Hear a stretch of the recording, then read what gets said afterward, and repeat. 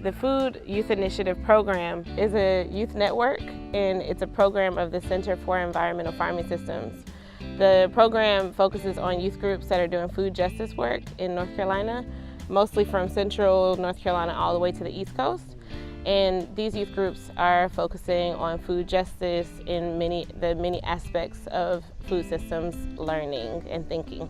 FYI is pretty much centered around the youth, and knowing that these many people our age care about all the same things and even more things that's so much bigger than us is so important for us to know that we have that type of community in our state. Because we're all doing something special in our community, we've all become such a family, and all the youth have become friends with each other. FYI has really helped with networking, forming connections with other groups, and seeing how they have gotten started, what they use, and their resources, and being able to take from that and learn and see how we also can expand our work, and also maybe collaborate with them in expanding their work as well, and therefore create more opportunities to help our cause. People can't do everything at one time, and so it's important for people to depend on each other to create balance in terms of all the amazing things that need to be done in order to make our food systems better. We're all different groups, and we each do different work, but collectively we all have the same message of food justice, social justice, and all of that. Back at Highland, we didn't talk about policy or nothing. We just planted a garden. We didn't talk about consent, racism, all that you guys gave us, and I like it because I can go back and talk to the other people that didn't come of the community of the Highland cultivators about what we learned. We're also getting a bigger context for what this project means in the bigger platform of food justice and race and equity in the food system, and what does that look like. The Food Youth Initiative program has continued to build on those philosophies of racial equity in food systems by supporting the youth in building an analysis on what does racial equity even mean? What does equity mean, for example? Also, what does race mean? What is the history of the foundation of race? As well as how is that foundation of race and the foundation of racism within this country and internationally impacting us on a deep level as it connects to our food system. So in racial equity, we learned that everyone has privilege, everyone has disadvantages as well, but that ethnicity or race can be a basis for discrimination. So our youth learned that, and we're aware of that in the work that we do. We all come from struggle backgrounds, but we all have the same goal, and that goal is to become something in life. So we all want to be successful, and not only to make ourselves successful, we also want to make the community successful. With the Food Youth Initiative, one of our guiding principles is that we are trying to make changes in our food system, not just examine it, but to make it better for everyone. And so in order to do that, we have to have some sort of strategy and some sort of grounding principles in order to accomplish that. So one of the platforms and foundations that we work from is a version of the theory of change. So the theory of change takes into consideration 4 different foundations of change. And so that's relationships and networks, policy, education, as well as replicable models. The Food Youth Initiative believe that you have to work on all 4 of those foundational levels in order to make real change on a systemic, societal, and even on a programmatic level. Transplanting Traditions is a community farm project that works with the refugee community from Burma, and we are on 8 acres, and out on these 8 acres there are 30 families that farm out here. This is a space that they're able to come together, have community, grow culturally important or traditional foods, that they're able to make money in a way that is meaningful, gives a really important sense of purpose. I think that kind of universally with the families on the farm, that's the most important thing, is that they want to be able to grow their own food. They want to grow food that is culturally and medicinally important. They know the food that's good for their bodies, and so the farm provides the space to be able to do that. The farm is like a gathering for the farmers, and it's a community. A lot of farmers come out to either farm or to visit each other. You know, recreating home is a natural tendency.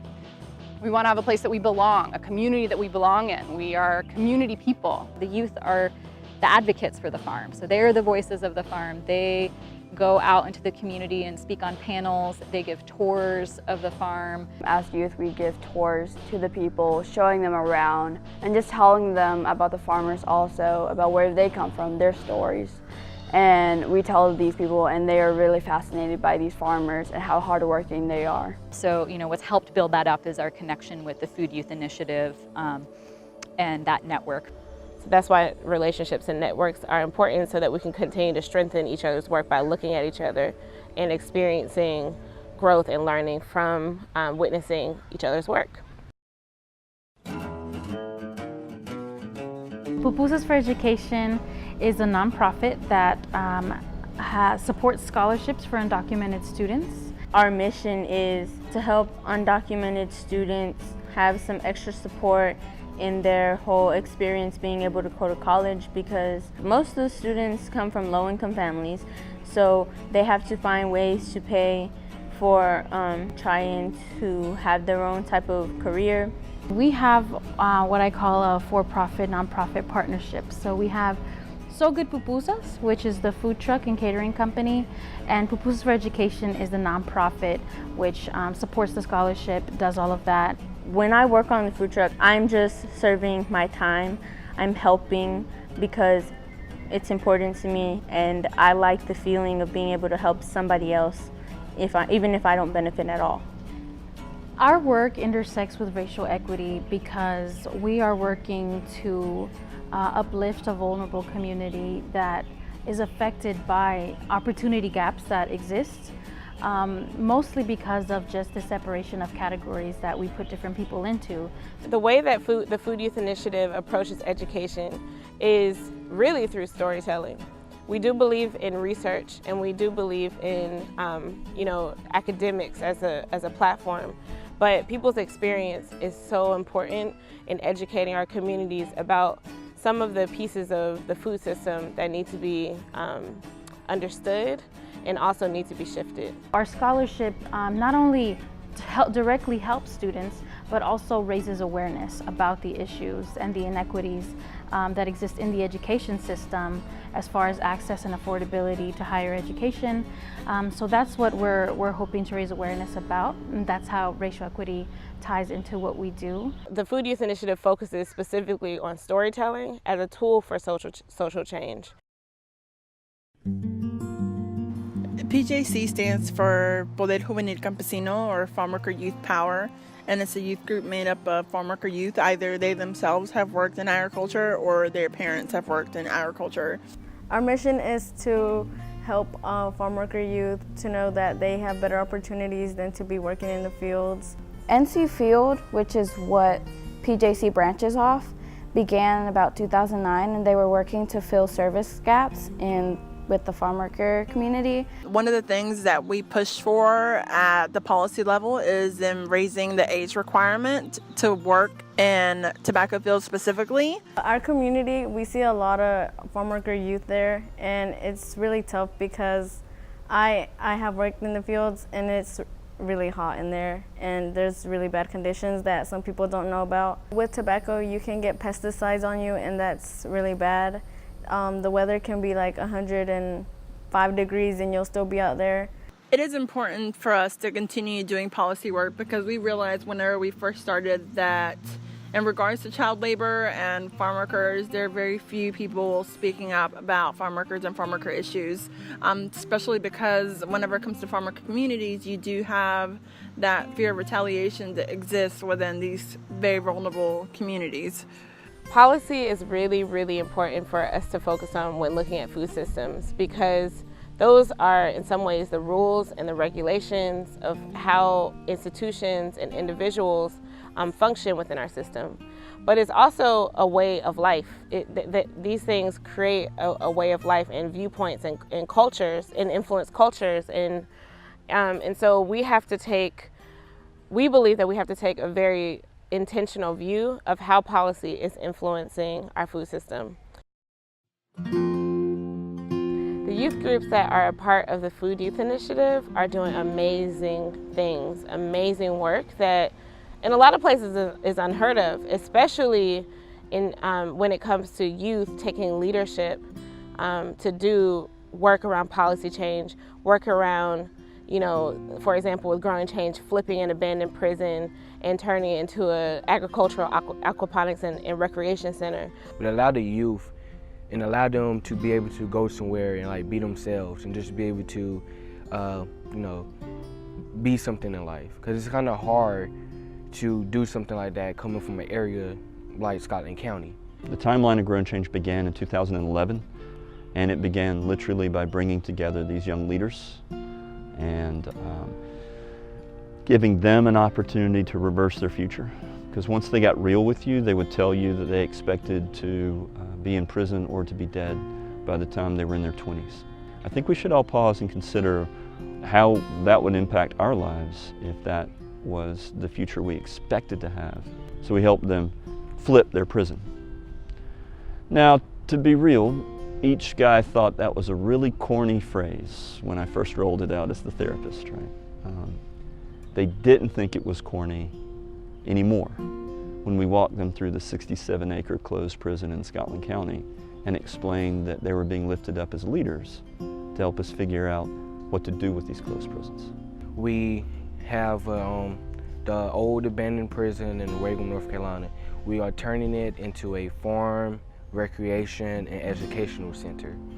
That's one big thing that we want to kind of put out there is, the livestock, being able to have it from our area and we be able to give it to people. We actually grow the lettuce and the spinach. So being able to donate it to local businesses from a group that grew it right in Scotland County, that's like something really big for us because, like I said, a lot of people don't realize the importance of getting food locally.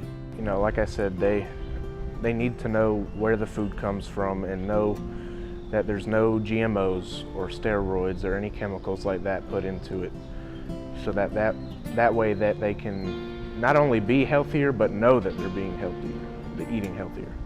I think that the Food Youth Initiative is very powerful, especially as it connects to storytelling, because we are able to come together and realize that we are creating models, and also that it's important that we think very critically about what it is that we're doing so that we can support other people out there to replicate the models that we're creating, to replicate and remix, I would say. It's important to understand what we are and what we're not. We resist the idea of scalable. What we'd like to introduce is that we're replicable. There are nearly 300 closed prisons in the United States, and many of these closed prisons are based in rural areas often of color, and low wealth areas. This is an incredible opportunity. It's not appropriate for us as rural leaders to even go into the next county and run their program for them. What works is to be able to lift up a model, open up the resources, connect the network, build the structure, and then give that model away to other innovators, helping them to be able to apply it in their local communities to address their particular local challenges with their local solutions. That's why replicable models are really important, because if we're just doing all of our work in isolation and not inspiring other people to continue that work, then we may be making change in North Carolina, but what about change all across our food system within the United States and also within the world? We're lifting up an open-sourced model that will be given away to other communities around the region, around the state, and around the country. We see a lot more youth groups getting involved in the world, trying to make a difference, and I love seeing that. I think that food is definitely not something to be taken for granted or something to be seen as, just a simple necessity of life. It's kind of, to me, food is the essence of life. And so it's important to think very critically about our food systems from farm all the way to waste. Working with FYI, working with Growing Change, it found a place in my heart to be able to want to provide awareness of food injustice and racial equity between different places. We are trying to do something, and whether it takes a long time or it takes a short amount of time, it's gonna happen, and it gives me hope. For 400 years in America, you wonder why we're mad. You wonder why we're crying. You wonder why we try to retaliate black people with price tags on our backs, stripping them of their opportunity, deciding their fate. No more pain in the agony. No more crying in the tears. How much longer must we feel wretched, America? 400 years, 400 years. This is the 21st century. Enough.